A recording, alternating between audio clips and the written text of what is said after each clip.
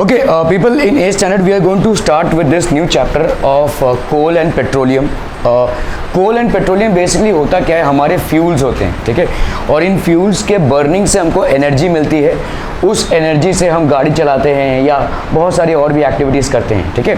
सो हर एक फ्यूल की एक कैलोरीफिक वैल्यू होती है, ठीक है। जैसे अगर आप वुड को बर्न करेंगे तो वुड में भी एक एनर्जी मिलेगी, कोल को बर्न करेंगे तो कोल से भी एक एनर्जी मिलेगी।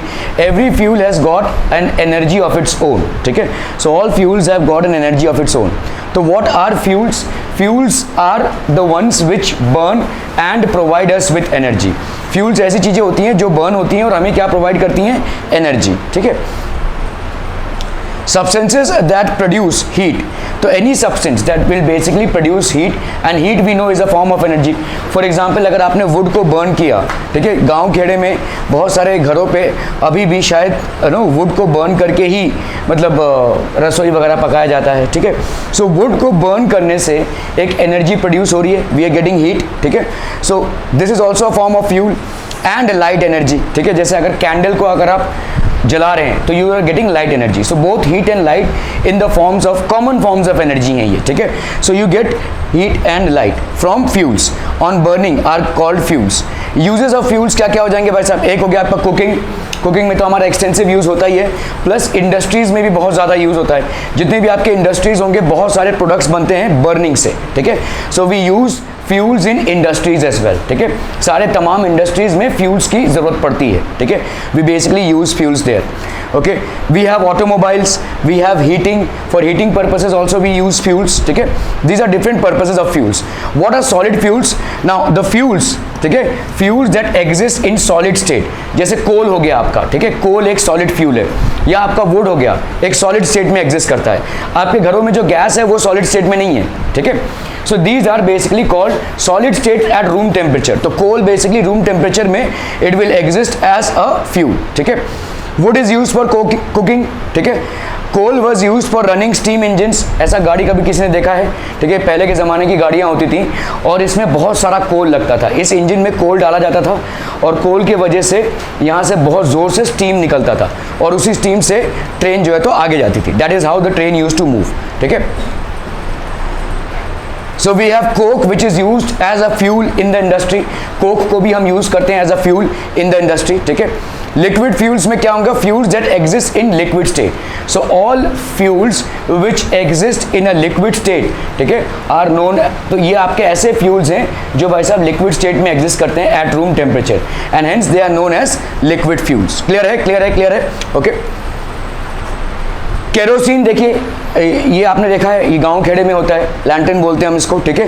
तो कंदिल वगैरह जब जलाते हैं, ये लैंटर्न वगैरह जब जलाते हैं तो इसके अंदर केरोसिन भरा होता है। That is basically a liquid fuel, और इससे केरोसिन से ये जलता रहता है। जब तक केरोसिन जाएगा तब तक ये जलता रहेगा। दिया जिस तरह से जलता है, दिए में जब तक आपका तेल रहेगा तब तक वो जलता रहेगा। Once that is exhausted it will not burn any more. So kerosene is used in lantern, ठीक है। Petrol is use as a fuel in automobiles. Petrol को हम यूज करते हैं ऑटोमोबाइल्स में as a fuel. Fuels that exist in gaseous state at room temperature are known as gaseous fuels, ठीक है। तो जैसे आप देखो सीएनजी होता है, ठीक है, सीएनजी की गाड़ियाँ होती हैं, चाहे ऑटो रिक्शा हो, चाहे आपका कोई 4 व्हीलर हो, ये सीएनजी पे चलती हैं। तो these are known as gaseous fuels. CNG मतलब कंप्रेस्ड नेचुरल गैस, ठीक है। सीएनजी मतलब क्या होता है भाई साहब? कंप्रेस्ड नेचुरल गैस, ठीक है, कंप्रेस्ड नेचुरल गैस, ठीक है। अभी बताओ, सॉलिड, लिक्विड और गैसियस फ्यूल्स आपने देख लिए। कुछ ऐसे फ्यूल्स होते हैं जो सॉलिड फॉर्मेट में एग्जिस्ट करते हैं, इसीलिए हम उसको सॉलिड फ्यूल बोल रहे हैं। कुछ ऐसे फ्यूल्स होते हैं जो लिक्विड फॉर्मेट में एग्जिस्ट करते हैं, इसीलिए हम उनको लिक्विड फ्यूल्स बोल रहे हैं, and so on and so fourth, ठीक है। तो इस तरह से भाई साहब आपका अगर सॉलिड, लिक्विड और गैसियस फॉर्मेट में फ्यूल्स एग्जिस्ट कर रहे हैं, ठीक है, तो कंप्रेस्ड है। तो आप बताओ कौन सा सबसे कन्वीनियंट होगा? Which of the fuels will be the most convenient to use? अगर समझ लो तुम्हारे घर में गैस आता है और गैस से आप कुकिंग करते हैं, अगर उस गैस के जगह पे तुम्हारे घर में ये आने लगा, क्या कहते हैं, अपना वुड आने लगा, ठीक है, लकड़ी को जलाकर आप अगर रसोई बना रहे हैं तो भाई साहब 4-5 कमरे तो आपके लकड़ियों से भर जाएंगे, है ना, ठीक है। So imagine the amount of storage space that you would require, plus उसमें काफ़ी सारा स्मोक प्रोड्यूस होगा और ये स्मोक आपके लिए काफ़ी सारा मतलब प्रॉब्लम क्रिएट करेगा, ठीक है। तो इसीलिए the best fuel is gaseous fuels. Gaseous fuels काफ़ी सारा आ जाता है, ठीक है, आपका पूरा महीना भर चल जाता होगा एक गैस से, ठीक है। With one gas itself you can cook food for the entire month depending upon the family size, ठीक है। सो अलग अलग चीज़ें होती हैं ये। सो कैलोरीफिक वैल्यू, ठीक है, अगर भाई साहब 1 kg कोल को हमने जलाया, 1 kg कोल को हमने जलाया और 1 kg काउडंग को हमने जलाया, कुछ चाहिए? क्या हो गया? अरे यार तुम लोग कभी भी मतलब क्या क्या प्रॉब्लम है?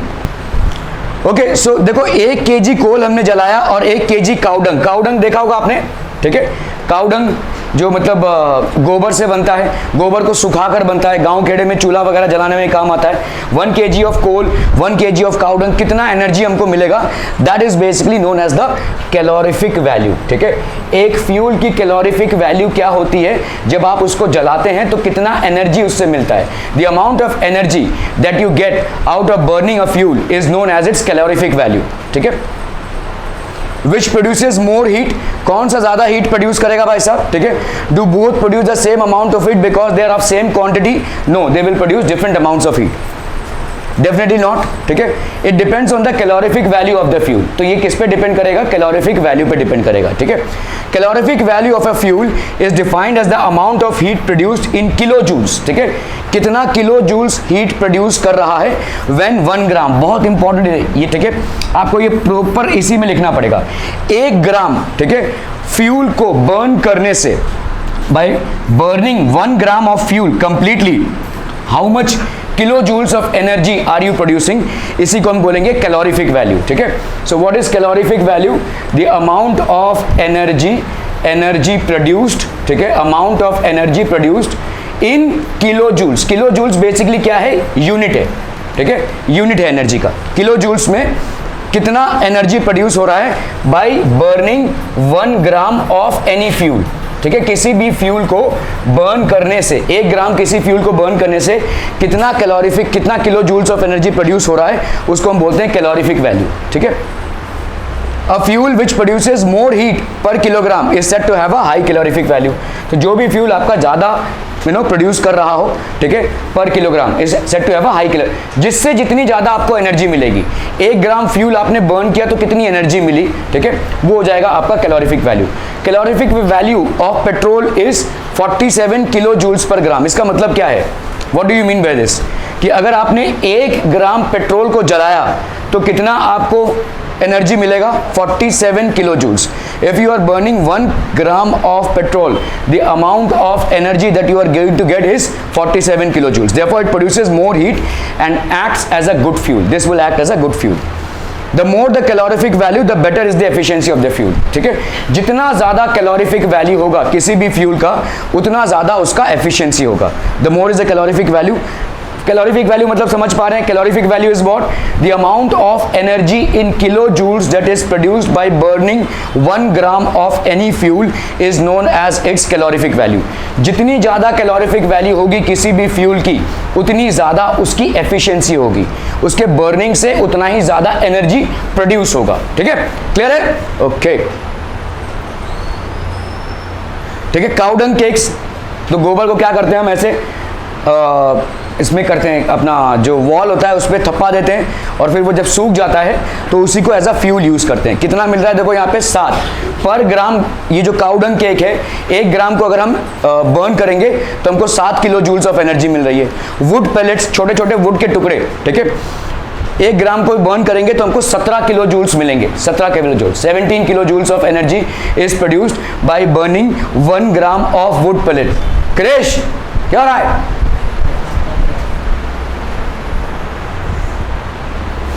कोल, ठीक है, कोल को 1 ग्राम कोल को अगर हम बर्न करते हैं तो 25 to 33 ग्राम्स आपका प्रोड्यूस होता है क्या, ठीक है, kilo joules of energy. 25 to 33 kilo joules of energy. 1 gram of coal produces 25 to 33 kilo joules. ये डिपेंड करता है कोल किस तरीके का है।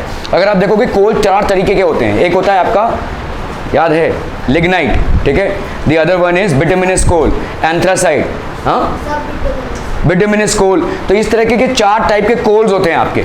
डिपेंड करता है कोल को आपने जमीन के कितने नीचे से बाहर लाया है, ठीक है। The more deeper you go the more will be the fuel efficiency, ठीक है, उतना ज़्यादा ही। तो आपका कोल का पहला लेवल क्या होता है, तो आप जब ज़मीन के अंदर जाते हैं तो पहला लेवल जो कोल का आपको मिलता है, पहला लेवल जो होता है उसको हम बोलते हैं पीट। और थोड़ा अंदर जाएंगे तो आपको मिलेगा दूसरे टाइप का कोल जिसको हम बोलते हैं लिग्नाइट। और थोड़ा अंदर जाएंगे तो आपको मिलेगा भाई साहब बिटुमिनस कोल, ठीक है। और थोड़ा नीचे जाएंगे which is the best form of coal that is known as anthracite, ठीक है। तो ये 4 टाइप के आपके कोल्स होते हैं। सबसे बेस्ट कोल है anthracite. The more deeper you go inside the earth the better form of coal you will be getting. Why are we calling better form of coal, because that would give you the maximum amount of energy with 1 gram of its burning, ठीक है। 1 ग्राम burning से आपको कितनी ज्यादा energy मिलती है, that is called calorific value. इसीलिए देखो यहाँ पे 25 से 33 एक रेंज दिया गया है। एक रेंज इसलिए दिया गया है क्योंकि पीट आपको उतना ज्यादा नहीं देगा, अराउंड 25 देगा, एंथ्रासाइट आपको अराउंड 33 दे देगा, ठीक है। क्लियर है। So the better is the format of the coal that you are burning, the higher will be the energy that you will be getting by burning 1 gram of coal. Clear, okay okay okay.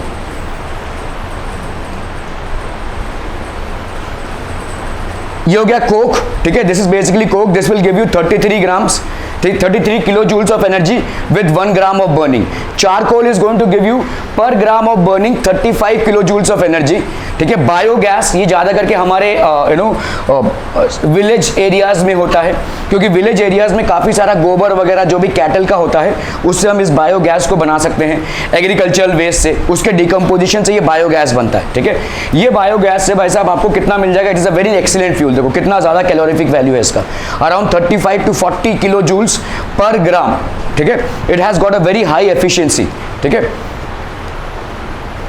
Kerosene का देखो per gram gives you 48 kilo joules of energy, ठीक है। LPG जो आपके घर में होता है जिसको हम लिक्विड पेट्रोलियम गैस भी बोलते हैं, LPG is what, liquid petroleum gas, ठीक है। LPG is liquid petroleum gas. By burning 1 gram of LPG, you get how much? 50 kilojoules of energy. Clear है? Are we clear on this one, people? ठीक है। Methane को हम Marsh gas भी बोलते हैं। दिस इज नोन एज, खाड़ी area में ये प्रोड्यूस होता है नेचुरली, ठीक है। मीथेन भी एक एक्सीलेंट फ्यूल है, देखो, ठीक है। By burning 1 gram you get how much, 55 kilo joules of energy. So all these are good fuels, ठीक है। हाइड्रोजन, ये आज की तारीख में बोला जा रहा है कि this will be the fuel of the future, ठीक है। There will be a day when we will be exhausted with all natural fuels like coal, petroleum and all, ठीक है, and we will be forced to use hydrogen. Hydrogen definitely happens to be an excellent fuel. 1 gram में देखो कितना kilo joules दे रहा है ये, 150, ठीक है। कहाँ बढ़ गया ये, ठीक है। It is around 150 kilo joules per gram, ठीक है। ओके, चलिए define fuel. Fuel is what, anything which will burn to produce energy in the form of heat and light, ठीक है, दैट इज कॉल्ड फ्यूल, ठीक है। Give 2 examples of liquid fuel. क्या आ जाएगा भाई साहब? केरोसिन, पेट्रोल, डीजल, ये सब आपके हो गया भाई साहब। Liquid petroleum gas is not liquid, वो आपका गैस फॉर्मेट में है, ठीक है। व्हाट इज द यूनिट और of the calorific value of a fuel, kilo joules, ठीक है। 1 ग्राम में कितने किलो जूल्स ऑफ एनर्जी आप प्रोड्यूस कर रहे हो, ठीक है। तो इसका यूनिट क्या हो जाएगा भाई साहब? Okay, kilo joules. तो गुड फ्यूल क्या होगा? आपने देखा इतने सारे फ्यूल्स में गुड फ्यूल आप किसको बोलेंगे? जिसकी कैलोरीफिक वैल्यू जितनी ज्यादा, ठीक है। The higher is the calorific value the better will be the fuel, ठीक है। It should have a high calorific value, ये तो बाय डिफॉल्ट होना ही चाहिए, ठीक है। दूसरा क्या होना चाहिए? देखो समझ लो अगर आप घर में रसोई पकाने के लिए भाई साहब जंगल से लकड़ियां काट के लाए हैं, ठीक है। So what will it do? आप शायद उसका अच्छा फ्यूल है, ठीक है, सस्ते में आपको मिल गया, लेकिन उसका बहुत सारा ऐश प्रोड्यूस होगा, ऐश जो आपको फेंकना पड़ेगा, वो डंपिंग करनी पड़ेगी, ठीक है। समझ लो आपने भाई साहब अगर महीने भर का ऐश इकट्ठा किया, so it will be like, मतलब आधा रूम आपका ऐश से ही भर जाएगा, ठीक है। So there is a lot of ash that would be there that you have to basically dispose of, और ये एक दूसरा हेडेक हो जाएगा। आज की तारीख में आप क्या यूज कर रहे हैं? Liquid petroleum gas. Do you have to throw ash? No ना, ठीक है। तो ये आपका एक रेसिड्यू नहीं होना चाहिए, फ्यूल के बर्निंग के बाद रेसिड्यू जमा नहीं होना चाहिए। जैसे आपके गाड़ियों में पेट्रोल या डीजल होता है, उसके बर्निंग के बाद क्या रेसिड्यू जमा होता है? फिर तो भाई साहब गाड़ी की टंकी रोज खोलनी पड़ेगी और उसको डिस्पोज ऑफ करना पड़ेगा, ठीक है। So that is one thing that it should have a high calorific value. For example अगर आप देखोगे hydrogen is considered as the best fuel. However in today's time right now we are not in a position to convert everything to hydrogen base. ठीक है, hydrogen में सब कुछ को convert करना अभी पॉसिबल नहीं है, लेकिन it is called the fuel of the future. ठीक है, फ्यूचर में यही फ्यूल बहुत ज्यादा एक्सटेंसिवली यूज होने वाला है. Hydrogen is considered as the best fuel as it has got the highest calorific value. सबसे ज्यादा अच्छा फ्यूल है. It is use as a fuel in rocket वगैरह में, जहां पे आपको बहुत दूर तक जाना है, wherein it has to go very high and with a very high speed, तो it is use as a fuel in rocket. ठीक है, its ignition temperature should be low but well above the room temperature. Ignition मतलब क्या होता है, जैसे देखो आप बाइक को जब स्टार्ट करते हैं या गाड़ी को जब स्टार्ट करते हैं तो चाबी घुमाते हैं. ठीक है, या जब आप बाइक को किक मार रहे हैं, ठीक है, तो ये हो कर क्या रहे हैं आप, what is exactly that you are doing, you are igniting the fluid. ठीक है, तो आप फ्लूइड को क्या कर रहे हैं भाई साहब, इग्नाइट कर रहे हैं. यू आर बेसिकली मतलब उसको आप लॉन्च करने से पहले, उसको जलाने से पहले आपको एक इग्निशन टेम्परेचर पे पहुंचना पड़ेगा. ठीक है, आप अगर कभी ध्यान दोगे तो मतलब जैसे अगर अगरबत्ती जलानी रहेगी आपको. ठीक है, अगरबत्ती जलानी रहेगी, दिए से आप आराम से जला सकते हो, लेकिन अगर आप गैस पे लेकर जाओगे ना तो जलने ही नहीं वाला, वो बहुत मुश्किल से जलता है. ठीक है, so that is one thing. Okay, so its ignition temperature should be low but well above the room temperature. ठीक है, मतलब इग्निशन टेम्परेचर लो होना चाहिए किसी भी फ्यूल का. ठीक है, जो जिस टेम्परेचर पे वो जलने लगे, जिस टेम्परेचर पे वो आग पकड़ ले, उसको हम बोलते हैं ignition temperature. It should be low, क्योंकि अगर बहुत हाई इग्निशन टेम्परेचर किसी फ्यूल का रहेगा भाई साहब बहुत प्रॉब्लम हो जाएगा, है ना. We will have a lot of, भाई उतने हाई टेम्परेचर तक हमको जाना पड़ेगा before we are actually able to ignite it. ठीक है, so it is should be low and well above the room temperature. Room temperature के ऊपर होना चाहिए. क्यों? इग्निशन टेम्परेचर लो होना चाहिए. रूम टेम्परेचर जनरली आपका होता है 20 to 25 डिग्री सेंटीग्रेड. ठीक है, मैं आपसे पूछ रहा हूं जिस फ्यूल को आप यूज करेंगे एक्सटेंसिवली, ऑब्वियसली उसकी कैलोरीफिक वैल्यू अच्छी होनी चाहिए. ठीक है, क्वेश्चन यहां पे ये बन रहा है कि why should it be above the room temperature. Low तो होना चाहिए ताकि जल्दी आग पकड़ ले. ठीक है, why should it be above the room temperature. Waste हो जाएगा. हाँ, वेस्ट हो जाएगा. क्यों? जब यूज में नहीं है तभी भी वो ऐसे ही चल जाएगा. ऐसे क्यों चल जाएगा? रूम उसको सूटेबल टेम्परेचर मिलता है इसलिए. तो अगर रूम टेम्परेचर किसी का इग्निशन टेम्परेचर है या रूम टेम्परेचर से बिलो इग्निशन टेम्परेचर है, वो ऐसे ही चल जाएगा. ठीक है, इट विल कैच फायर. ठीक है, it is going to catch fire. ठीक है, तो हम उसको यूज नहीं कर पाएंगे, वेस्ट हो जाएगा, वो अलग है, लेकिन पहली बात तो वो आग पकड़ लेगा, वो एक बड़ा एक्सीडेंट कर देगा. ठीक है, so its ignition temperature should be low but well above the room temperature. ठीक है, so if the ignition temperature is too low the fuel will catch fire very easily which could be dangerous and it will lead to wastage as well. ठीक है, danger मतलब वो आपके मतलब control के बाहर चला जाएगा. समझ लो कोई ऐसा फ्यूल है जो भाई साहब 15 डिग्री पे फायर कैच कर रहा है, आपके रूम का टेम्परेचर 20 डिग्री सेंटीग्रेड है, तो क्या है वो फायर कैच करेगा? बिल्कुल. ठीक है, और वो जब फायर कैच करेगा तो कुछ भी एक्सीडेंट हो सकता है. ठीक है, so that is one thing. What else? ठीक है, if ignition temperature is very high the fuel has to be heated for a long time before it can catch fire. अगर इग्निशन टेम्परेचर बहुत high हो जाता है तो बहुत देर तक भाई साहब उसको हीट देना पड़ेगा before it catches fire. Clear है? तो उसमें आपका काफी सारा एनर्जी वेस्ट होगा. भाई साहब आप किसी फ्यूल को बर्न क्यों कर रहे हैं? एनर्जी पाने के लिए. अगर भाई साहब एनर्जी डालना ही पड़ रहा है तो फिर क्या फायदा हुआ, है ना. You will B at a loss. You will B at a loss of energy. आप कोई बिजनेस कर रहे हैं, आपने उसमें 10 रुपए डाला तो आपका एक्सपेक्टेशन क्या है कि कम से कम 15 रुपए तो आवे. ठीक है कि नहीं मारवाड़ी? ठीक है, 15 रुपए तो आवे. अगर भाई साहब 20 रुपए आपने 10 रुपए डाला और 5 ही रुपए आया तो आप लॉस में रहेंगे ना. So if your ignition temperature of a fuel is too high then you will have to supply energy to the fuel for that amount of time and that will lead to a wastage of energy. You might be getting energy after it catches fire but it will be difficult to maintain. ठीक है, जैसे समझो अगर कोई सूखी लकड़ी आप लाते हैं, उसको जलाते हैं, वो फायर कैच करेगा. आज की तारीख में बारिश हो रही है, कोई पेड़ काट के आप जलाने की कोशिश करें, उसको ज़्यादा टाइम लगेगा या कम? क्यों? गीला है तो अभी भाई साहब पहले उसको सूखना पड़ेगा. इसीलिए भाई साहब सूखी लकड़ियों का ही प्रयोग किया जाता है. गीली लकड़ियों में भाई साहब आप इतना ज़्यादा उसको गर्म करने में ही टाइम चला जाएगा कि उससे अच्छा तो कोई और फ्यूल यूज़ कर लो तुम, है ना. So you will waste a lot of energy in actually making that catch fire. तो इसमें हो क्या गया है, गीली लकड़ी में इग्निशन टेम्परेचर बढ़ जाएगा. ठीक है, उसका इग्निशन टेम्परेचर बहुत बढ़ जाएगा और वहाँ तक जाने में आपका काफ़ी सारा एनर्जी वेस्ट हो जाएगा. ठीक है, you will waste a lot of energy. For example fuels like petrol, LPG have low ignition temperature and easily catch fire, और ऐसा होना भी चाहिए क्योंकि हमारे ये डेली यूज के फ्यूल्स हैं, ठीक है। Okay, it should have moderate rate of combustion and should release heat in a controlled manner. कुछ फ्यूल्स ऐसे होते धम से हो जाएंगे, मतलब हाइड्रोजन जो है, हम the reason why we are not still using hydrogen as a fuel is because उसका जब जलना होता है तो आउट ऑफ कंट्रोल हो जाता है, ठीक है। आपने केमिस्ट्री में पढ़ा रहेगा कि भाई साहब किसी जगह से अगर समझ लो ये एक टेस्ट ट्यूब है और हाइड्रोजन रिलीज हो रही है, ठीक है, अगर इसके सामने एक छोटी सी माचिस की तीली लाओगे ना, ये पट्ट से आवाज करेगा। वो जो आपका दिवाली के टाइम पे आप लोग एक बॉम्ब फोड़ते हो ना, वो फाट फाट फाट फाट क्या बोलते हैं उसको, ठीक है, जो भी है, ठीक है, तो उस तरीके की आवाज आएगी।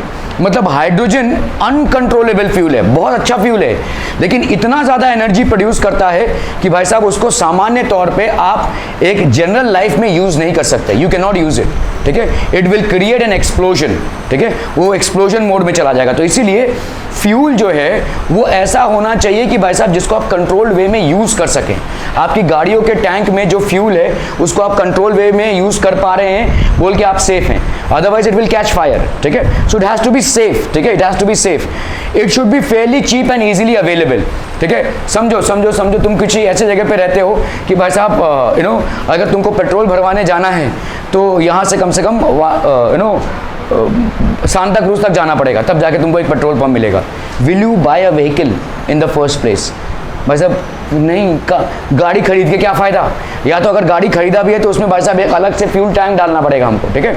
सो this will become very inconvenient, बहुत इनकन्वीनियंट हो जाएगा। तो इसीलिए बहुत ईजिली अवेलेबल होना चाहिए, फेयरली चीप। तो अभी तो चीप तो कुछ है नहीं भाई साहब, ठीक है, पैसे तो देने पड़ेंगे, ऐसा नहीं है कि आपको हज़ारों रुपए खर्च करने पड़े, but yes this should be very much affordable, ठीक है, अफोर्ड किया जा सके और ये इजीली अवेलेबल होना चाहिए।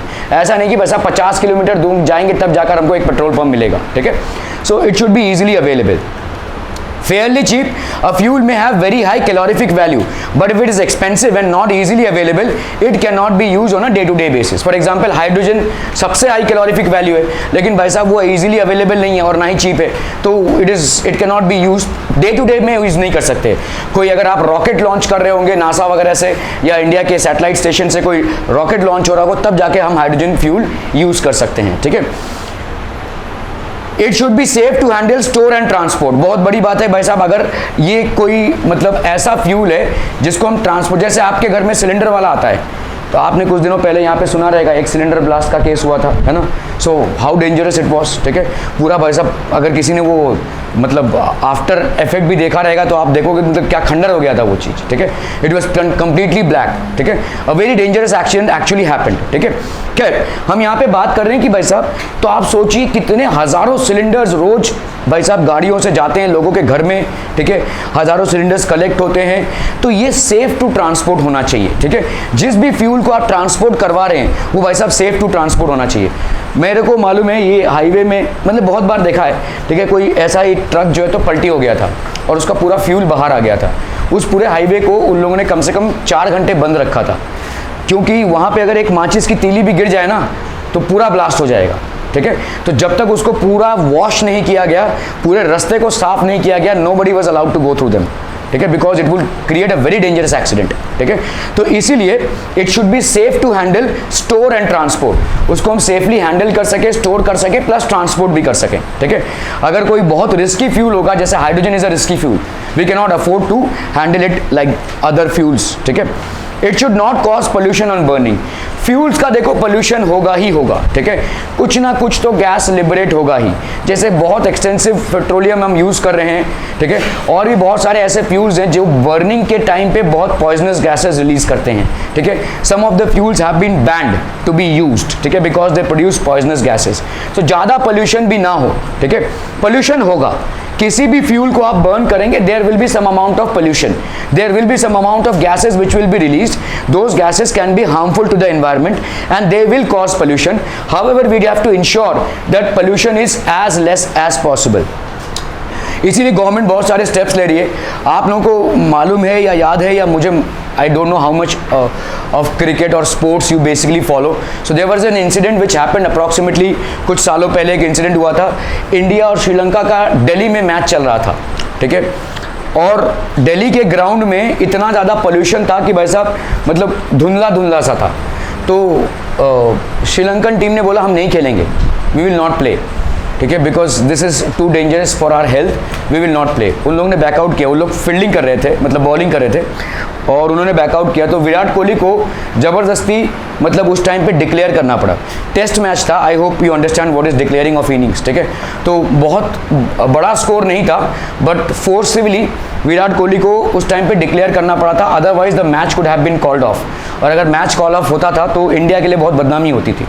But yes, players have the right to protest or rather not play if there is too much of pollution in the air, and at that time it was there, ठीक है, इतना ज़्यादा pollution हो गया था। उसके बाद से दिल्ली गवर्नमेंट ने बहुत सारे प्रोग्राम्स लॉन्च किए। एक ऑड इवन का नंबर उन्होंने चलाया कि एक दिन सिर्फ ऑड नंबर की गाड़ियाँ सड़कों पे होंगी और दूसरे दिन इवन नंबर की गाड़ियाँ सड़कों पे होगी। जो नंबर होता है आपका नंबर प्लेट पे, ठीक है, so that was what was launch, क्योंकि गाड़ियाँ बहुत ज़्यादा हो गई थी, ठीक है। तो इसीलिए one day it will B only odd number of vehicles that will be moving and other day it will be even number. फिर सीएनजी, काफ़ी सारे स्टेप्स गवर्नमेंट ले रही है, लेकिन प्रॉब्लम ये है कि हमारे यहाँ पे ऑलमोस्ट हर दूसरा आदमी एक 4 व्हीलर खरीद रहा है, चाहे ज़रूरत पड़े या ना पड़े। अगर आप if you go to a place, जैसे we say that Switzerland is one of the most beautiful countries, ठीक है, नेचर के हिसाब से, और बहुत लोग वहाँ पे जाते हैं, ठीक है। वो सेंट्रल यूरोप में लोकेटेड है। The reason why it is a very beautiful country is because they have very well manage their carbon emissions, ठीक है। How they have manage their carbon emissions, तो अगर आप स्विट्ज़रलैंड में हैं और अगर समझ लो आपको 4 व्हीलर लेना है, अच्छी बात है, ले सकते हैं, लेकिन 4 व्हीलर ड्राइव करने के लिए आपको एक लाइसेंस चाहिए रहेगा। वो लाइसेंस आपको उतनी आसानी से नहीं मिलेगा। आपके मतलब सरकारी दफ्तरों में जाते जाते आपके जूते घिस जाएंगे, आपको लाइसेंस नहीं मिलेगा। 4 साल 5 साल लोग फेडअप होके भाई बोलते रहने दो, गाड़ी नहीं चाहिए। इसीलिए वहाँ पे पब्लिक ट्रांसपोर्ट का मैक्सिमम यूटिलाइजेशन है। वहाँ पे लोग पब्लिक ट्रांसपोर्ट से एक जगह से दूसरे जगह जाते हैं। बहुत एफिशिएंट भी है public transport, but people don't prefer to have their own vehicles because the process of procuring a license has been made very difficult by the government, because government knows that they are a very tourist, एक पूरी country एक tourist spot है और tourist से काफ़ी सारा income होता है। इस टूरिस्ट पॉपुलेशन को मेंटेन करने के लिए उन लोगों ने ज़बरदस्ती का यही नियम लागू किया है, and that's how they have maintained their carbon emissions and that's how they have maintained their pollution levels as well, ठीक है। तो अलग अलग जगहों पे अलग अलग तरकीबों से हम कसो करते हैं, ठीक है। यहाँ पे तो भाई साहब आपको अगर मतलब गाड़ी चलानी आती हो या ना आती हो, पैसा पे को तमाशा देखो भाई साहब, घर तक लाइसेंस पहुँच जाएगा आपके, है ना। So that is how easy it is to procure licenses. गाड़ी चलानी आती है ना, आती है ना, देखा है मैंने, देखो 18 साल के नहीं हुए हैं, गाड़ी चलानी आती है। यहाँ पे मैं बता रहा हूँ ना, कितने लोगों को मैंने देखा है गाड़ी चलाते हुए, इनके पास लाइसेंसेस नहीं है, ठीक है। सो हमारा यहाँ पे थोड़ा सा रिलैक्स्ड है और मैं यहाँ पे किसी को इल्ज़ाम नहीं दे रहा हूँ, but what I am trying to say is कि भाई हमारे यहाँ पे एक्सटेंसिव यूज़ ऑफ व्हीकल्स है, बहुत ज़्यादा, ठीक है। आपने देखा रहेगा भाई साहब, पापा और बेटा एक ही रास्ते से जा रहे होंगे, एक ही टाइम पे घर से निकल रहे होंगे, दोनों अलग अलग गाड़ियाँ निकल रहे हैं। They could afford to go in the same vehicle and save fuel as well as carbon emissions, but they would not think about it. Just because there is 2 or 3 vehicles in the house, everybody is moving on their own, ठीक है। So ये सारी तमाम चीज़ें हैं, ठीक है। It should not cause pollution on burning. Fuel का pollution होगा, हमको इसको minimize करना है। It should undergo complete combustion and should be controllable. Complete combustion मतलब क्या होता है? कुछ कुछ चीज़ें होती हैं जो पूरी तरह से नहीं जलती हैं, ठीक है। पूरी तरह से नहीं जलती है तो complete combustion हम उसका नहीं बोल सकते। जितना ज़्यादा फ्यूल बर्न होगा उतना एफिशिएंट होगा। हमने जितनी भी फ्यूल्स को डे टू डे यूज़ में लाया है वो सब के सब पूरे बर्न होते हैं। क्या आप गैस जब आता है आपके घर में अप्रॉक्सीमेटली 14 kgs का होता है, जब जाता है तो वो पूरा पूरा जीरो डाउन हो जाता है, मतलब क्या हो गया, पूरा का पूरा गैस यूज़ हो गया। क्या आप आधे गैस को ही वापस कर देंगे, दूसरा नया गैस ले लेंगे? नहीं, ठीक है। तो आपका गैस निकलना बंद हो जाएगा, मतलब आपने कंप्लीट कंबस्शन कर लिया है। जितना भी गैस की टंकी में गैस था वो यूज़ हो गया है, ठीक है। That is called complete combustion and should be control. क्या कर रहा है तब से? अभी तो 2 मिनट पहले पिया। Controllable and it should B controllable. It should B controllable मतलब इट कैन बी कंट्रोल्ड, ठीक है। इसको हम कंट्रोल कर सके, ठीक है। It should B undergo complete combustion and should be controllable, मतलब ऐसा आउट ऑफ कंट्रोल ना हो जाए बर्निंग, ठीक है। बर्निंग आपका आउट ऑफ कंट्रोल ना हो जाए। एडवांटेजेस ऑफ गैशियस फ्यूल्स, ठीक है। ये आपका ग्राउंड लेवल है। देखो गैशियस फ्यूल्स मतलब जो आज की तारीख में जो पूरे कामोटे में जो गैस कनेक्शंस दिया गया, आपने देखा रहेगा रस्तों को डिग आउट करके पाइप्स लगाए गए हैं और पाइप का कनेक्शन दिया गया है। वेरी सून आपका पूरा जो सिस्टम हो जाएगा वो सिर्फ गैस आपके घर पे आएगा, उसका एक अलग से मीटर लगेगा। So the entire area will be converted in that way, ठीक है। सो जो आपके घरों में गैस सिलेंडर आता है वो शायद अगले 4-5 सालों में बंद हो जाए, ठीक है। It will be close once and for all. You will not have to procure gas, gas आपको बराबर आता रहेगा, आपको सिर्फ नॉब को बंद करना है और चालू करना है। That is how it should B, ठीक है। It will B. तो इस तरह से भाई साहब कनेक्शन होता है। आपने देखा रहेगा, देखो आपको ये वो जो ऐसे दिखते हैं ना येलो प्लेट्स, गैस कनेक्शन ऐसा लिखा रहेगा, ठीक है। सो दिस इज हाउ एक मीटर होता है, जिस मीटर में आप कितना गैस यूज कर रहे हैं वो चलता रहेगा और उसको आपको पता भी चलता रहेगा। और इस तरह से आपके भाई साहब गैस में जो भी आपका होम कनेक्शन है, इस तरह से आपका this is how it would be, ठीक है। ये आपका मेन लाइन होता है, उसमें से गैस सप्लाई होता है, ठीक है। Amongst the physical state of fuels, the fuels in gaseous states are the best because of the following reasons. भाई साहब गैसियस फ्यूल है तो बहुत दूर तक विदाउट इंटरप्शन वो जा सकता है। To a very large extent it can go without any interruptions. Clear है? आराम से उसको भेज सकते हैं। पाइप में गैस तो आराम से जा सकता है ना। पाइप में अगर आपने कोई लिक्विड फ्यूल डाला तो प्रॉब्लम हो सकता है, कहीं पे ऊपर हो गया तो वो नहीं जाएगा, कहीं पे नीचे हो गया तो वो शायद जोर से जाएगा, ठीक है। सो लिक्विड फ्यूल से ज़्यादा gaseous fuel is much more easily transportable through these pipes. Are we clear? ठीक है। गैस सिलेंडर्स होते हैं, देखो gaseous fuels are supplied in cylinders through pipeline so that the transaction cost is lower, ठीक है। आपका भाई साहब ट्रांजैक्शन कॉस्ट बहुत लोअर हो जाता है, ठीक है, अगर आप गैस सिलेंडर्स यूज कर रहे हैं या इस तरह से अगर हम फ्यूल को यूज करें, ठीक है। तो आपका जो ट्रांसपोर्ट कॉस्ट होता है इसमें काफ़ी बचता है, इससे तो ज़्यादा इसमें बचेगा, ठीक है। इसलिए देखो पूरे शहरों में अभी all are getting gas connection, सब जगह पे गैस कनेक्शन होते जा रहे हैं, ठीक है। Gaseous fuels release large amount of energy and do not leave behind any ash or solid residue on combustion। तो जितने भी आपके gaseous fuels होते हैं जब हमको यूज करते हैं तो काफ़ी सारी भारी मात्रा में हमको एनर्जी मिलती है और प्लस कोई भी ऐश या कोई भी रेसिड्यू नहीं रह जाता, ठीक है। तो ये हमारा सबसे बड़ा एडवांटेज है। गांव खेड़े में अगर आपने कभी चूल्हे में रसोई पकते हुए देखा होगा, ठीक है, चूल्हों में जब रसोई पकता है तो क्या होता है भाई साहब, आपका राख जमा होता है, कोयले का राख, काउडंग का राख, ठीक है। That ash is there and that is something that you have to take trouble of dumping, ठीक है। यहाँ पे हमारे घरों में ऐसा नहीं होता है, गैस हमने जो यूज़ किया उसके बाद हम गैस को डिस्पोज ऑफ कर देते हैं, नया गैस आ जाता है, ठीक है। So this is one thing, gaseous fuels release large amount of energy and do not leave behind any ash और सॉलिड रेसिड्यू, ठीक है, on combustion. Using gaseous fuels food gets cooked faster, जल्दी आपका रसोई भी हो जाता है। यही चीज़ अगर आप लकड़ी उकड़ी जलाकर करने जाओगे तो भाई साहब 1 घंटा तो लग जाएगा लकड़ी को आग पकड़ने में, ठीक है। उसके बाद आप उसको कंट्रोल में लाओगे फिर, so this will take a lot of time, ठीक है। Gaseous fuels produce least amount of harmful gases as compared to solid and liquid fuels। किसी भी solid या liquid fuel को जब आप burn करते हैं it produces a lot of amount of smoke, ठीक है, it produces a lot of amount of pollution as well।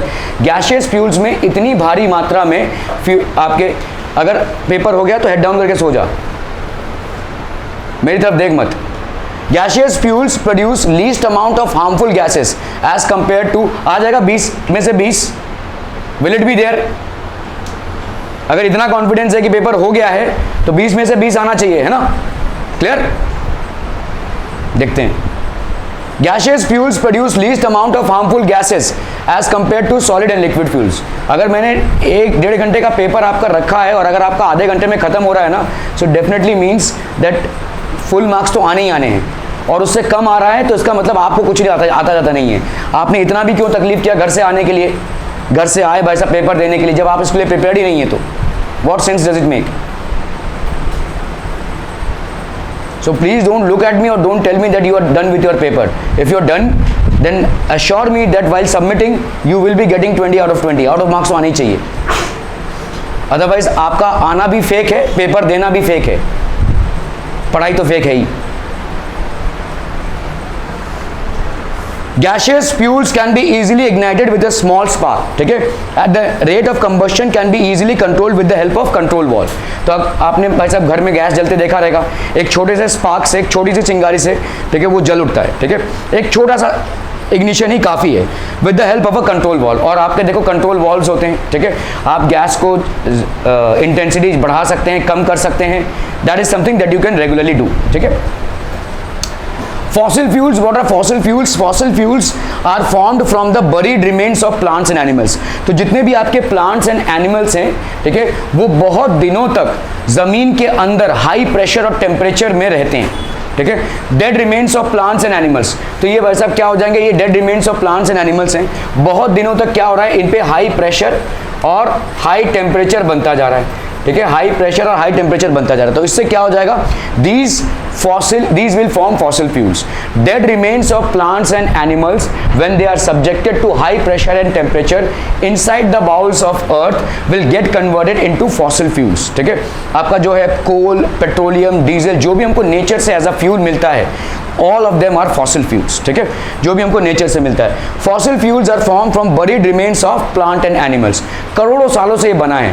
Problem ये है कि इसको बनने में बहुत टाइम लगता है, लेकिन जिस तीव्रता से या जिस फास्ट रेट से हम इसको यूज कर रहे हैं, उतनी जल्दी से बनता नहीं है। तो सूनर और later one day we will get exhausted of all types of fossil fuels, ठीक है। लास्ट 100 सालों में हमने जितने फॉसिल फ्यूल्स को यूज किया है, करोड़ों सालों में उतना फॉसिल फ्यूल बना नहीं होगा, ठीक है। सो व्हाट विल हैपन, आपका खर्चा ज़्यादा हो रहा है, मतलब अगर समझ लो कोई ऐसा घर है जहाँ पे खर्चा ज़्यादा हो रहा है जितनी आमदनी है, तो क्या होगा, very soon you will be running short of money, right. Same thing is going to happen with us. It takes thousands and may be millions of years for fossil fuels to be form, but the rate at which we are using them is leaving us exhausted, ठीक है, and sooner or later we will be running short of all these fossil fuels, ठीक है। हमारे यहाँ पे भाई साहब fossil fuels की कमी हो जाएगी, ठीक है। Coal, petroleum and natural gas are examples of fossil fuel. तो कोल हो गया, पेट्रोलियम हो गया, नेचुरल गैस हो गया, all these are examples of what, fossil fuels. Fossil fuels are obtained from nature, they are referred to as natural resources. तो fossil fuels किससे लाते हैं हम भाई साहब, नेचर से लाते हैं, hence they are known as natural resources. Nature में ही बनते हैं, क्योंकि नेचर में जितने भी प्लांट्स और एनिमल्स मर जाते हैं उनका डिकम्पोजिशन होता है, और उस डिकम्पोजिशन से बनता है आपके फॉसिल फ्यूल्स, जैसे कोल, पेट्रोलियम, ठीक है, ये सारी तमाम चीज़ें बनती हैं। Okay, state few characteristics of a good fuel. आई रुद्राक्ष, एक फटाफट।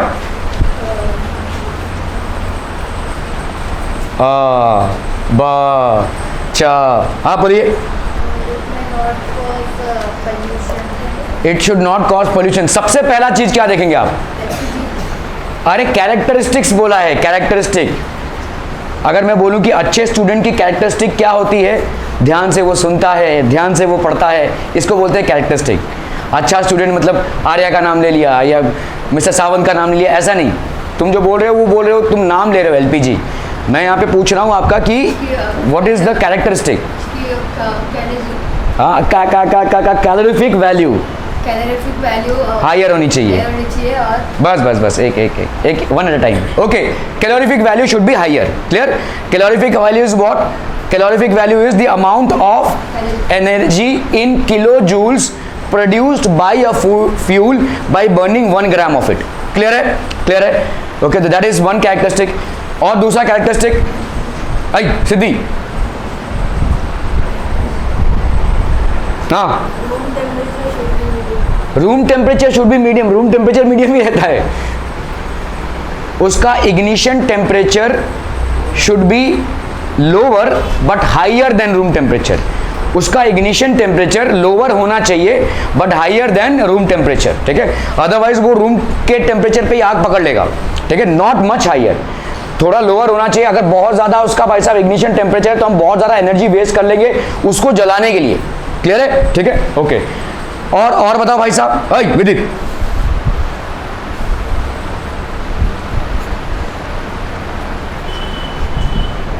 समीक्षा, अरे भाई साहब अटेंशन बोल के कुछ है, अब बताइए। अरे बाबा रे बाबा, ये जो लोग टेस्ट दे रहे हैं इनसे पूछूंगा ना, इन लोग एक दो बता देंगे। नहीं पूछे, तुम बताओ। तुम पोल्यूशन को पकड़ के ही बैठे हो भाई साहब, पोल्यूशन से बड़ी चिड़ है तुमको। ठीक है भाई साहब, चलिए। It should cause less amount of pollution. Okay, what else, what else, what else, हाँ बताइए। Fairly cheap and easily available, जल्दी मिल पाए भाई साहब। मैंने आपको एग्जांपल दिया, 200 किलोमीटर दूर अगर कोई पेट्रोल स्टेशन होगा तो आप गाड़ी खरीदने से सोचेंगे भाई साहब, अरे नहीं भाई साहब कि नहीं चाहिए गाड़ी, ठीक है। So that should be easily available and fairly cheap as well. अगर मैं कल बोल दूं कि भाई साहब 5,000 रुपये पर लीटर पेट्रोल है, आप बोलेंगे ठीक है भाई साहब गाड़ी नहीं चाहिए, है ना। अगर बोल दें ऐसा 5,000 रुपये पर लीटर है कल से, तो क्या इंसान सब गाड़ी वाड़ी बंद करके घर पे बैठ जाएगा, है ना। सब चलने लगेंगे, साइकिल वाइकिल सब खरीदने लगेंगे। ओके ओके, और what else one characteristic still remains. अरे बोला जल्दी से बोला। रुद्र, हाँ। अरे विदित, ये चैप्टर तुम लोगों ने पढ़ा था होगा ना भाई साहब, एग्जाम में आने वाला है, कि ये इंतजार कर रहे थे कब हम यहाँ पे इसको डिस्कस करें, फिर हमारा बुद्धि खुलेगा भाई साहब, and then we will try to understand. अरे it should not produce much amount of ash और वेस्ट, ठीक है। ज़्यादा अमाउंट ऑफ वेस्ट प्रोड्यूस नहीं करना चाहिए, ठीक है। ऐश अगर ज़्यादा प्रोड्यूस हुआ तो वो हमारे लिए एक तकलीफ हो जाएगी, इतना ऐश कहाँ पे डिस्पोज ऑफ करेंगे, ठीक है। Okay, state 2 advantages of gaseous fuels. easy to transport by pipelines, we can easily transport them. What else?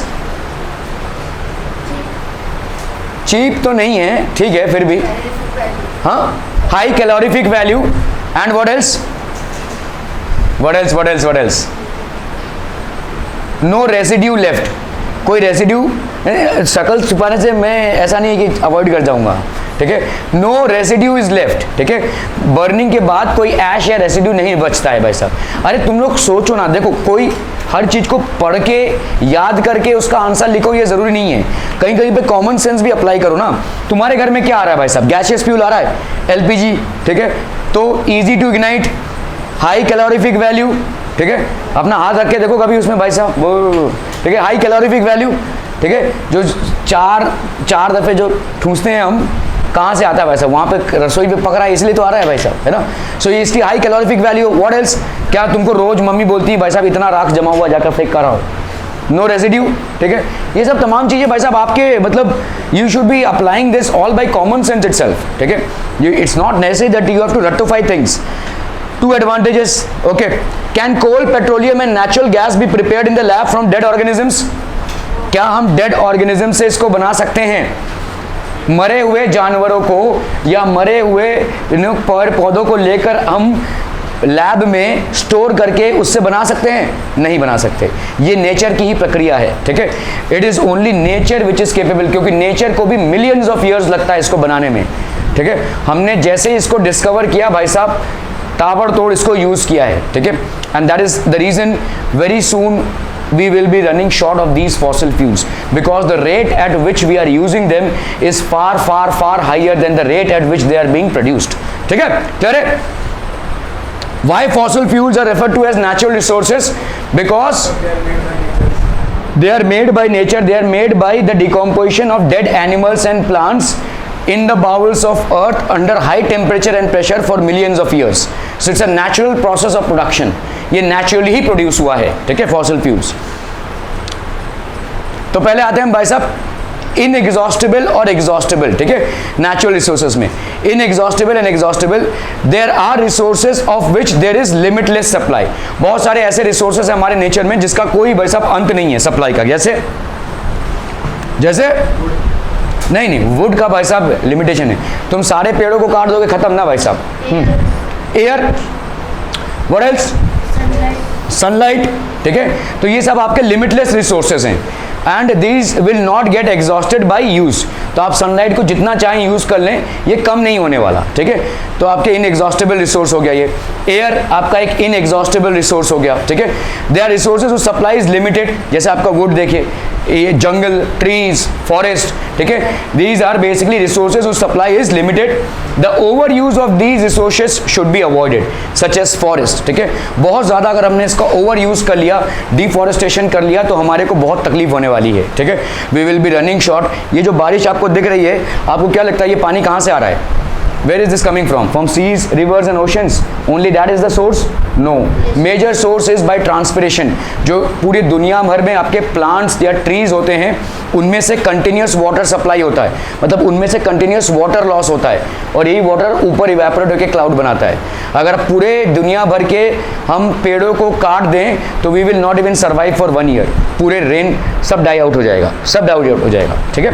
Okay, so forest are a huge natural resource, ठीक है। वाइल्ड लाइफ एक नेचुरल रिसोर्स है, ठीक है, and we are constantly depleting it. Coal एक natural resource है, ठीक है। आपने कुछ दिनों पहले समाचार या न्यूज़ में सुना होगा, मतलब बिग बॉस जैसे फालतू चीज़ों से अगर आपको फुर्सत मिल जाती होगी और गलती से अगर आप किसी डिस्कवरी चैनल में चले गए, गलती से गलती हो जाएगी तभी जाएंगे वहाँ पे, और क्या, वरना बिग बॉस से सलमान देखेंगे हम, है ना।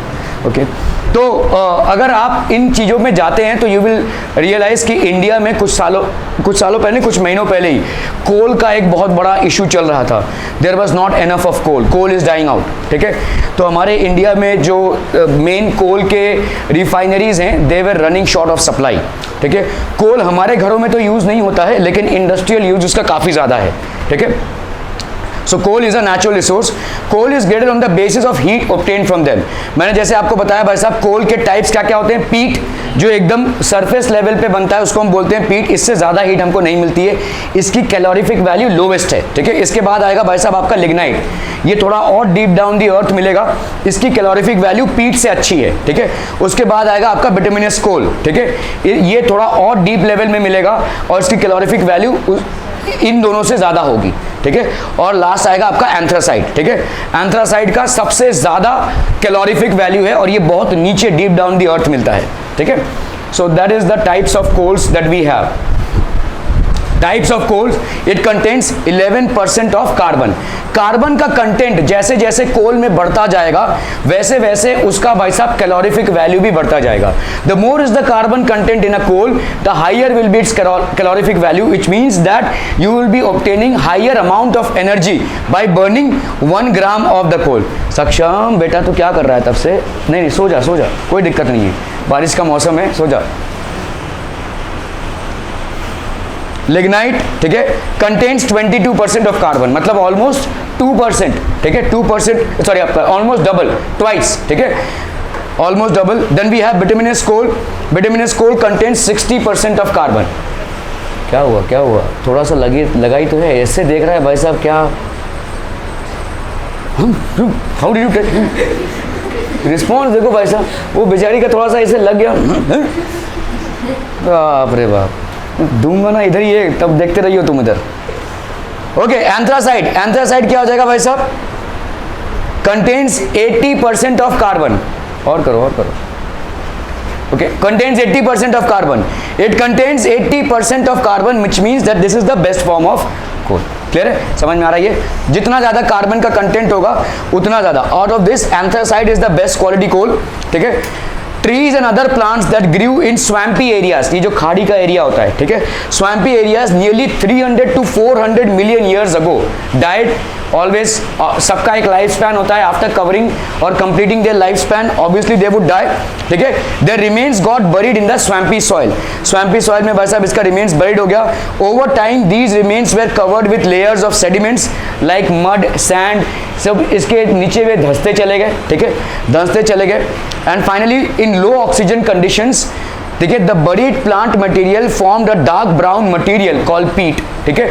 ये पीट जब और नीचे जाता जाएगा तो उसका बनेगा लिग्नाइट, ठीक है। So gradually more and more sediments got deposited over peat. Peat was compressed between layers of sediments and formed lignite. यही और नीचे जाएगा तो क्या बनेगा भाई साहब? It will form bituminous coal, ठीक है। उसके बाद बनेगा anthracite. So anthracite is basically the best form of coal. Further compression resulted in the formation of bituminous coal, ठीक है। And finally, even further compression resulted in the formation of anthracite, which is the best form of coal, ठीक है। इसका carbon content is the highest and its calorific value is also the highest, ठीक है। So इस तरह से भाई साहब आपके 4 फॉर्मेट मिल जाएंगे। Okay, explain why fossil fuels are exhaustible natural resources। कैसे exhaustible क्यों है? exhaustible मतलब भाई विशाल, exhaustible, हाँ, खत्म हो जाता है। क्यों खत्म हो जाते हैं? अरे क्यों? नेचर से मिल रहा है, सनलाइट तो खत्म नहीं हो रहा भाई साहब। The reason why fossil fuels are exhaustible resources is because it takes millions of years for their formation. However, the rate at which we are using them is far higher than the rate at which they are getting formed. ठीक है, हमारा rate of usage उनके rate of formation से काफ़ी ज़्यादा है.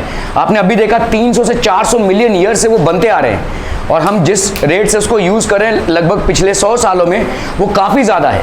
ठीक है, हेंस इट इज़ एग्जॉस्टिबल. मतलब बनेगा, लेकिन जब तक वो बनेगा तब तक हम इसको पूरा यूज़ कर चुके होंगे. उसको बनने में और 200-300 साल मिलियन ईयर्स लग जाएंगे.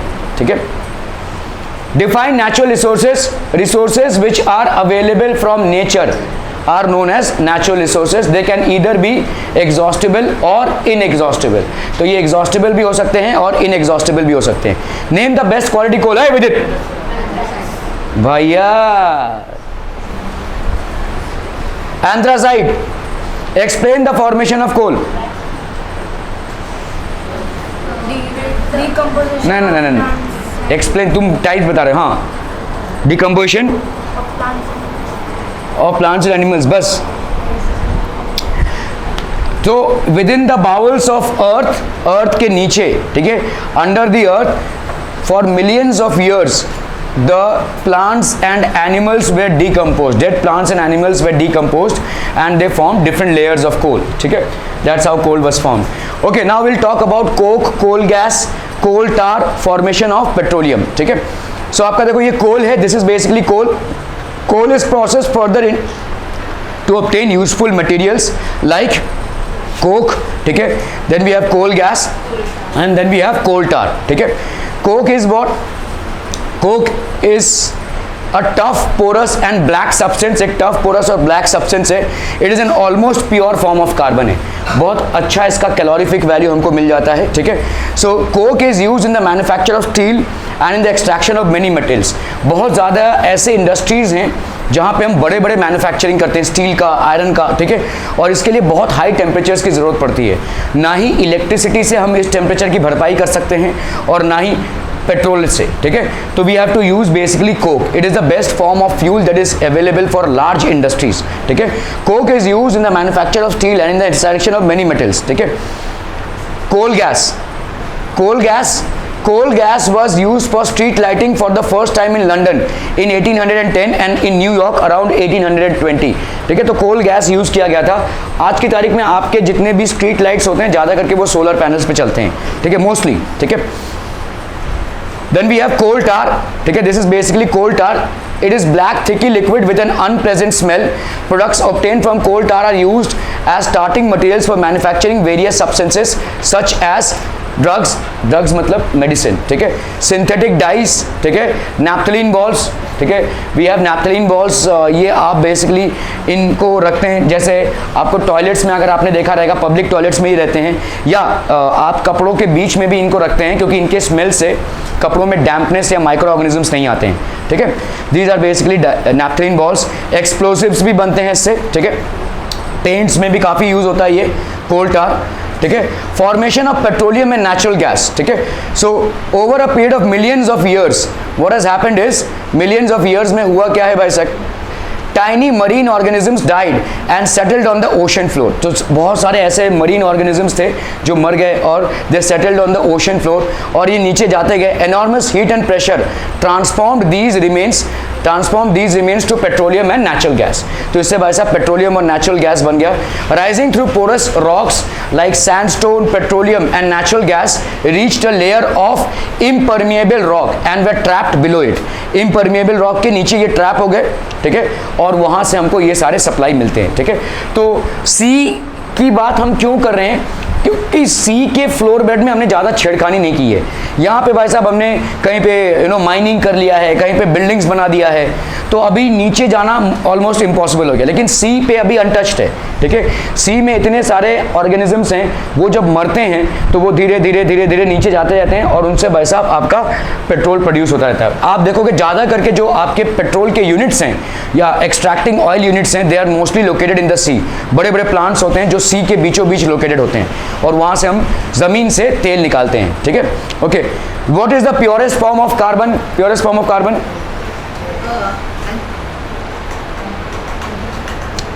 एंथ्रासाइड कोल हो गया ना, प्योरेस्ट फॉर्म ऑफ कार्बन क्या हो गया, coke. What is coal gas, what are its uses, पढ़ा आपने अभी, ठीक है। What is the difference between coke and coal, हाँ, कोक और कोल में difference,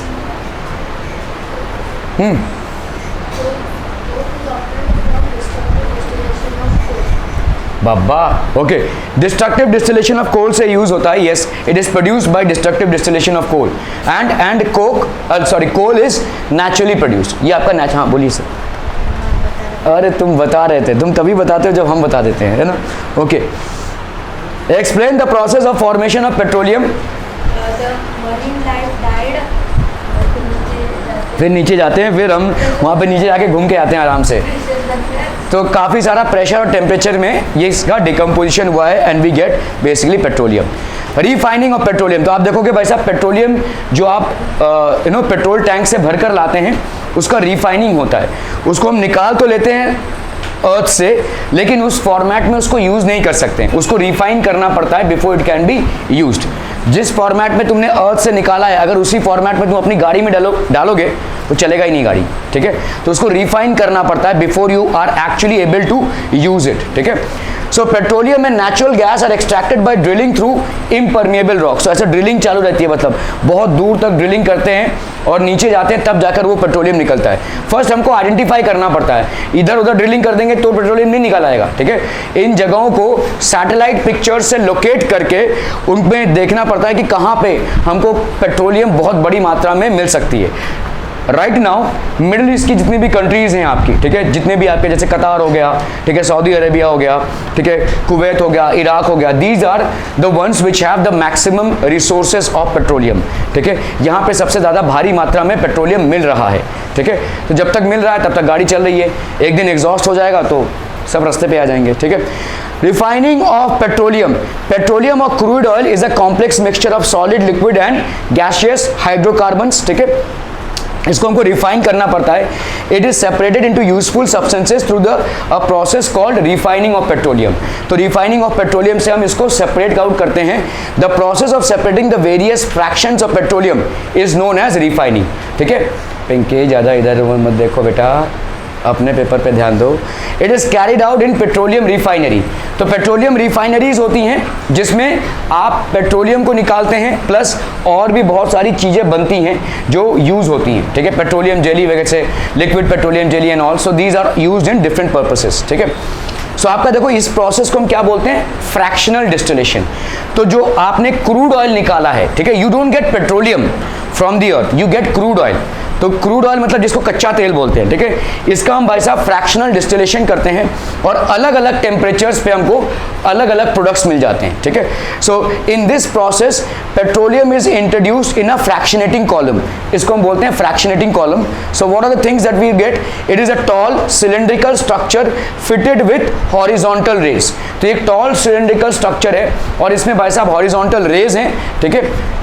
Petroleum is heated to 400 degrees centigrade as the vapors of petroleum rise inside the fractionating column, ठीक है। They cool and condense at different heights. तो अलग अलग height पे भाई साहब कूल होके कंडेंस होके बाहर आ जाते हैं, ठीक है। Depending on their boiling points and are collected in different trays. तो अलग अलग ट्रेस पे अलग अलग बॉइलिंग पॉइंट पे अलग अलग प्रोडक्ट्स बाहर आते हैं, ठीक है, क्रूड ऑयल से। So let's say below 40 degree centigrade आपको क्या मिल जाएगा, पेट्रोलियम गैस, ठीक है। Use as a domestic fuel, जो आपके घरों में जो पेट्रोलियम गैस आता है, लिक्विड पेट्रोलियम गैस, इसका मतलब ये नहीं कि आपके लिक्विड में है वो, ठीक है। इसका मतलब ये है कि लिक्विड पेट्रोलियम के फ्रैक्शनल डिस्टिलेशन से जो 40 डिग्री पे हमको मिल जाता है उसको हम बोलते हैं liquid petroleum gas. This is in the gaseous format, ठीक है, ओके। 40 to 170 डिग्री सेंटीग्रेड पे भाई साहब क्या मिल जाएगा, पेट्रोल। 40 डिग्री सेंटीग्रेड के नीचे आपको मिलता है petroleum gas which is used as a domestic fuel, ठीक है। 40 to 170 पे आपको क्या मिल जाएगा, पेट्रोल, ठीक है। ऑब्वियसली आपके व्हीकल्स वगैरह में यूज होता है, ठीक है, okay. Used as a fuel in automobiles, in dry cleaning etcetera and various chemicals, ठीक है। ड्राई क्लीनिंग मतलब समझते हैं क्या, क्लीनिंग विदाउट वाटर, कैसे, बहुत सारे ऐसी चीज़ें होती हैं, बहुत सारे फैब्रिक्स ऐसे होते हैं आपके जिस पे आप डायरेक्टली वाटर को यूज़ नहीं कर सकते। जैसे अगर आपने देखा रहेगा कोट वगैरह जो होता है उसका ड्राई क्लीनिंग करना पड़ता है, ठीक है। कामोटे में भी 2-3 जगहों पे ड्राई क्लीनिंग होता है, तो वो आपका उसमें हम वाटर को डायरेक्टली यूज़ नहीं कर सकते, we have to use basically other things, और उसमें पेट्रोल में यूज़ होता है, वो पेट्रोल यूज़ होता है वहाँ पे ड्राई क्लीनिंग के लिए एक्सेट्रा, एंड वेरियस केमिकल्स, ठीक है। 170 to 250 डिग्री सेंटीग्रेड पे भाई साहब क्या सेपरेट आउट होगा? केरोसिन। बहुत ज़्यादा यूज़ आप नहीं करते हैं, पहले के ज़माने में स्टोव्स हुआ करते थे और स्टोव्स में केरोसिन डाला जाता था, ठीक है। आज की तारीख में तो केरोसिन नहीं मिलता है, but kerosene is also a good fuel, ठीक है। जैसे आपने देखो ये गांव खेड़े में जब लाइट जाती थी तो इस तरह से लैंटर्न्स जलाते थे हम, ठीक है। अभी तो इन्वर्टर वगैरह आ गया है, तो लैंटर्न से कुछ देर तक भाई साहब लाइट या रोशनी मिलती थी। 250 to 350 डिग्री सेंटीग्रेड पे क्या? डीजल। अगेन आपका डीजल जो है तो पेट्रोलियम से काफ़ी सस्ता है और इसीलिए काफ़ी गाड़ियों में अपग्रेड किया गया है engine as per diesel use, ठीक है। तो ज़्यादा करके आज के जितने भी 4 व्हीलर्स आ रहे हैं वो डीजल के फॉर्मेट्स में आ रहे हैं, क्योंकि डीजल में हमारा पैसा बचता है, ठीक है। सो ये इसमें डीजल सेपरेट आउट हो जाएगा, ठीक है। So use diesel use as a fuel in heavy motor vehicles, HMV and generators, ठीक है। HMV मतलब आपके हैवी मोटर व्हीकल्स जो होते हैं, ठीक है, these are heavy motor vehicles. इसमें भाई साहब आपका डीजल यूज़ होता है। जैसे आपके 2 व्हीलर्स में डीजल यूज़ नहीं होता है, ठीक है, 2 व्हीलर्स में ज़्यादा करके आपका पेट्रोल यूज़ होता है, but heavy motor vehicles which are big 4 wheelers and all ज़्यादा करके डीजल के फॉर्मेट में चलते हैं, ठीक है। एंड ऑल्सो जनरेटर्स, आपके बिल्डिंग में जो जनरेटर वगैरह होता है, जो लाइट जाने पर जो लिफ्ट वगैरह हम चलाते हैं उससे, या लॉबी में जो लाइट होती है वो भी आपके डीजल पे ही चलती हैं, ठीक है। They basically operate on diesel. अगर आपने देखा रहेगा, आप अगर वॉचमैन से भी पूछोगे कि जनरेटर कैसे चलता है, तो उन लोग को महीने में 1-2 बार डीजल लाने जाना पड़ता है, ठीक है। वो टैंक में लेकर आते हैं और उसी डीजल को जनरेटर में भरते हैं और उसी से आपके लाइट जाने पे वो, क्योंकि अगर कोई लिफ्ट में अटक गया तो वैसा उसके जान पे आ जाएगी, है ना, अगर लाइट चली गई तो। So we have to run the lift at least during emergencies when light is not there, when electricity is not there, so we will need diesel for this purpose, ठीक है। ओके, फ्यूल ऑयल होता है, ठीक है, इससे भी बहुत सारी चीज़ें। Fuel oil for power stations and ships, इसमें आपका फ्यूल ऑयल चलता है। लुब्रिकेटिंग ऑयल होता है, इससे आपके बहुत सारे कॉस्मेटिक्स भी बनते हैं, ठीक है। कॉस्मेटिक्स मतलब ये लड़की लोग जो क्रीम लगाती हैं भाई साहब, ये ज़्यादा करके इससे बनता है, ठीक है, आपके लुब्रिकेटिंग ऑयल से। पेट्रोल के फ्रैक्शनल डिस्टिलेशन से ये लुब्रिकेटिंग ऑयल भी बनता है, ठीक है। Use for lubrication in candles, Vaseline देखिए, ठीक है, this is use in Vaseline. Ointments, बहुत सारे क्रीम्स में, ऑइंटमेंट्स में भी ये यूज होता है, ठीक है। मेकिंग रोड्स, ठीक है, इससे आपका रोड्स ये जो टार बिछता है, देखो डामर बोलते हैं जिसको हम, ठीक है, that is also used. What do you mean by refining of petroleum? What do you mean by refining of petroleum? The refining of petroleum basically from crude oil, when petroleum is extracted by fractional distillation, we get a lot of products and that is called refining of petroleum, making petroleum fit for use. Name various components of petroleum and 5 of their uses. And 5 their uses. क्या है भाई साहब? Okay. क्या क्या हो जाएगा? क्या क्या मिला हमको? कुकिंग गैस पहला, पेट्रोल, डीजल, पेट्रोल, डीजल, फिर केरोसिन, फिर पेट्रोलियम गैस हो गया बस, हाँ, लैबोरेटिंग ऑयल नहीं, lubricating oil, okay, fuel oil, okay. What is the process of refining petroleum? Where is the process of refining petroleum carried out? In fractionating columns, ठीक है, fractional distillation होता है, इस प्रोसेस को हम क्या बोलेंगे? फ्रैक्शनल डिस्टिलेशन, ठीक है। नेचुरल गैस बेसिकली मीथेन होता है। The reason why we call this as natural gas is because marshy areas में, जैसे हमारे खाड़ी एरियाज में ये नेचुरली प्रोड्यूस होता है।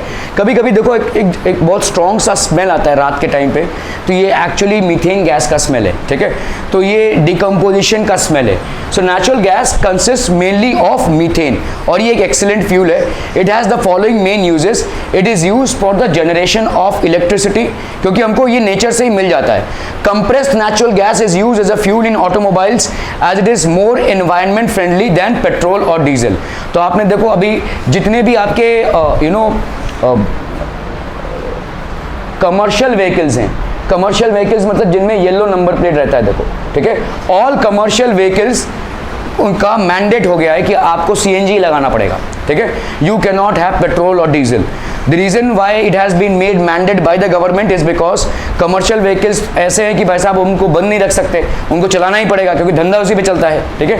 तो इसीलिए उसको CNG अगर हम ऑपरेट कर देंगे तो गवर्नमेंट ने CNG वैलिडेट कर दिया है, ठीक है। CNG मतलब इससे पोल्यूशन कम होगा।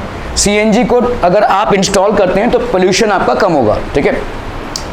CNG is used as domestic fuel. It has the following main uses. It is used in the production of ammonia and hydrogen. It is used in the manufacture of steel, ठीक है, glass, ज़्यादा करके manufacturing units में, plastics and other products as well, ठीक है। Limitations of fossil fuel क्या है भाई साहब, जिस रेट से हम इनको यूज़ कर रहे हैं उस रेट से ये बन नहीं रहे हैं, ठीक है। So limited availability in nature, fossil fuels take millions of years to form, ठीक है, करोड़ों साल लग गए इनको भाई साहब। If we run out of existing stock of these fuels we will not get fuels in future. तो अगर भाई साहब हम प्रॉपरली इसको नहीं यूज़ कर रहे हैं या डिसीजन को सही रैशनली इसको यूज़ नहीं कर रहे हैं तो वो दूर नहीं जब रुद्राक्ष को ऐसे जाना पड़ेगा बैलगाड़ी में, स्कूल जाएंगे NHPS, चलो हाँ, ठीक है। तो we will not have buses और may be any personal vehicles which will operate on these things, ठीक है। Air pollution is caused due to their use. Use of fossil fuels adds many undesirable substances called pollutants in the atmosphere. जितना हम fossil fuels use करेंगे उतने ज़्यादा आपके air में pollution भी होगा. These pollutants adversely affect the life of organisms. तो जितने भी आपके organisms हैं उनकी life बहुत adversely affect हो जाती है, ठीक है। Pollutants can be in the form of particles और gases, ठीक है। पार्टिकल्स और गैसेस के फॉर्मेट में भाई साहब ये हो सकते हैं। Pollutants can be in the form of air pollutants. देखो भाई साहब कितने ज़्यादा एयर पोल्यूटेंट्स हैं यहाँ पे। The main air pollutants are carbon monoxide, बहुत ही खतरनाक है भाई साहब ये, ठीक है। इनफैक्ट अगर कार्बन मोनोऑक्साइड हमारे लिए खतरनाक इसलिए है क्योंकि हमारे ब्लड में हेमोग्लोबिन होता है, ठीक है, हेमोग्लोबिन। और ये हेमोग्लोबिन बेसिकली क्या करता है, ऑक्सीजन के साथ कंबाइन करता है।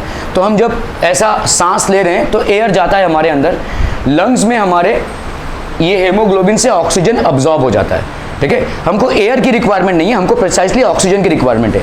तो ये हेमोग्लोबिन हमारे ब्लड में फ्लो होता है और ये पूरे सेल्स में जाता है, ठीक है।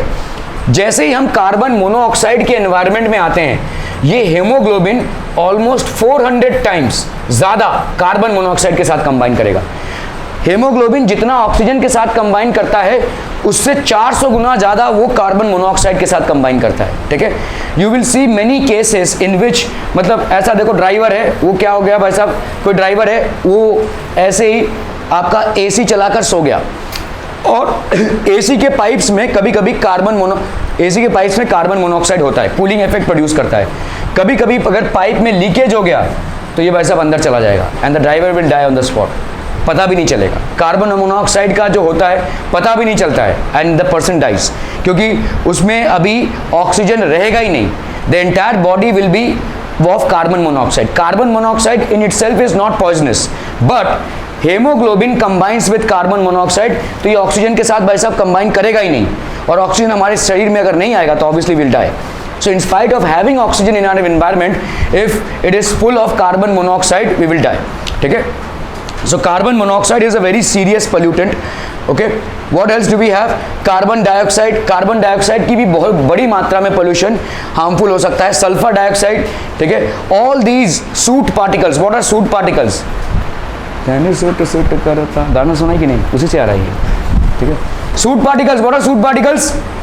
आपने कभी पेपर को बर्न किया है या किसी भी, जैसे कहीं पे अगर कचरा जल रहा होगा तो टप टप टप वहाँ से आवाज़ आता है और काले काले ऐसे पार्टिकल्स ऊपर उठते हैं, देखो इनको हम बोलते हैं सूट पार्टिकल्स, ठीक है। अगर आप समझ लो यहाँ से लेट्स से पूरे बॉम्बे तक ऐसे ही स्कूटी से जा रहे हैं समझ लो, या भाई साहब किसी 2 व्हीलर से जा रहे हैं, आप पूरे काले हो जाओगे। क्यों? क्योंकि भाई साहब ये पूरे रास्ते में बहुत सारा कार्बन एमिशंस हुआ है। किसी गाड़ी के पीछे आप चलते रहो, उसके जो एग्जॉस्ट से जो निकल रहा है उससे पूरे आप काले हो जाओगे। So these are soot particles, ठीक है। These are basically soot particles. Soot particles मतलब आपके बर्निंग से प्रोड्यूस होते हैं, ठीक है। तो सूट पार्टिकल्स भी हमारे एनवायरनमेंट में काफ़ी सारा पोल्यूशन क्रिएट करते हैं, ठीक है। So carbon monoxide colourless, odourless and tasteless gas, it is produced by incomplete combustion of fossil fuels, ठीक है। आपने देखा रहेगा जब किसी गांव खेड़े में अगर आपने देखा रहेगा चूल्हा जलता है, जब जलना चालू हुआ है तो काफ़ी सारा धुआं प्रोड्यूस होता है, देखो, और उस चूल्हे को भाई साहब बाहर रखना पड़ता है, ठीक है, क्योंकि इतना ज़्यादा धुआं प्रोड्यूस होता है। ये जो धुआं प्रोड्यूस हो रहा है ये बेसिकली कार्बन मोनोऑक्साइड का है, ठीक है। जैसे इसने आग पकड़ ली तो कंप्लीट कंबस्शन होगा। जब आधी आग में होता है कोई भी फॉसिल फ्यूल तो वो मेनली क्या प्रोड्यूस कर रहा है, कार्बन मोनोऑक्साइड, इनकम्प्लीट कंबस्शन, ठीक है।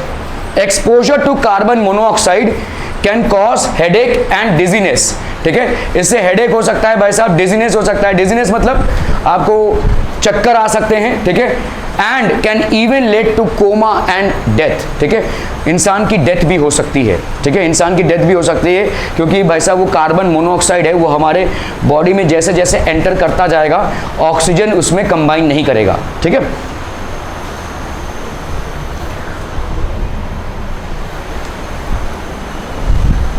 स्टेट बोर्ड का कलेक्ट कर लीजिए पहले, ठीक है।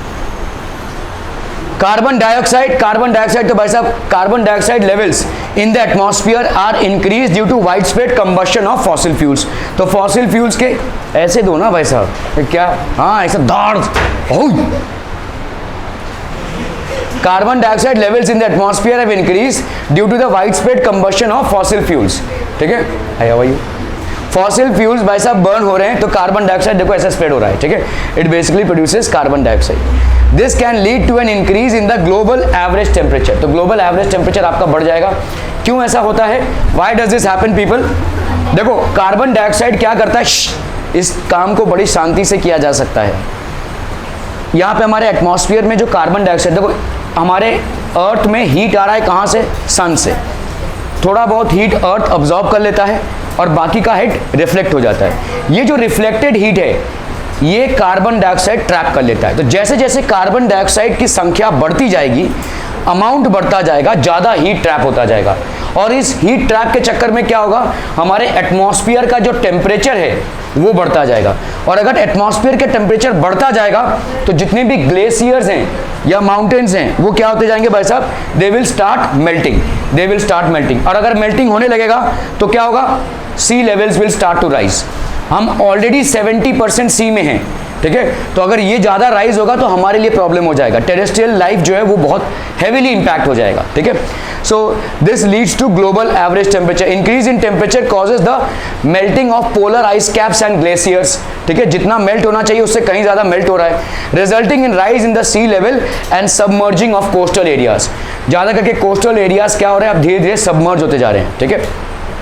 सल्फर डाइऑक्साइड भाई साहब ये आपका रिएक्शन, ये आपका सल्फ्यूरिक एसिड प्रोड्यूस करता है। ये जो सल्फर डाइऑक्साइड है पीपल, ठीक है, हमारे एनवायरनमेंट में रिलीज होता है और ये एसिड रेन्स प्रोड्यूस करता है, ठीक है, H2SO4 नीचे गिरता है, which can be very harmful to the entire. अगर आप समुंदर का लाइफ देखेंगे तो काफ़ी सारी मछलियाँ इससे मर जाती हैं, ठीक है, मैनी लाइफ्स वुड डाई।